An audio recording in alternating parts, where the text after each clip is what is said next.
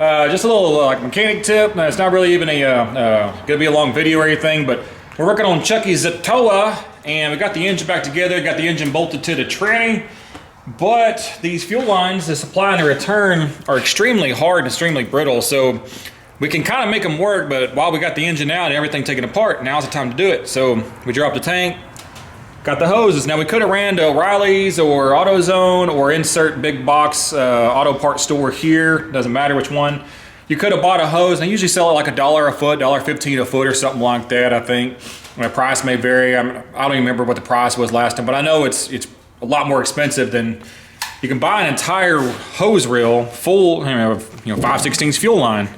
So a whole 20 foot, or I don't know what that is, 50 foot maybe. Something like that. We'll put some links in the description. Yeah, get that stuff off Amazon, get it sent to you, save you some bucks, and then you just have it. It's a little bit rambly, but just try to keep crap on hand. This, it doesn't seem like much, but figure 20 minutes to drive into town, wait for all the people leaving Starbucks, wait at all the red lights, park and everything, 20 minutes each way to the auto parts store, and 20 minutes when you're there to find the stuff. This saves an hour. Is that nice and disgusting there, Steven? Yeah. Got a lot of mud on it, but it's like original Czech mud. Dude, Steve, check this out.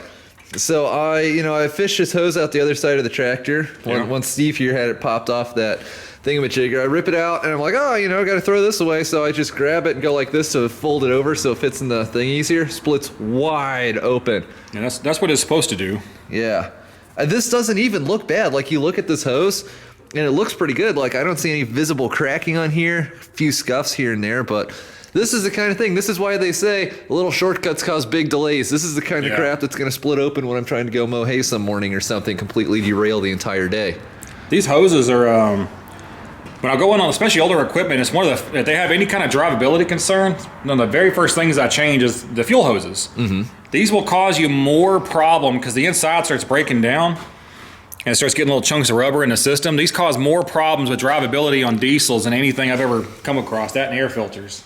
Just so people don't think I've... Yeah, and it's like I always tell them, we need to run it, especially skid steers, we need to run a new fuel supply line up to it. And I was like, the hose looks good, it's not leaking. It's like, well, it's not that it looks good, it's that will crack in half when you do this, and the inside's dry rotted. Oh, that part's good. We can put that part back on. Just duct tape. Let's just splice it.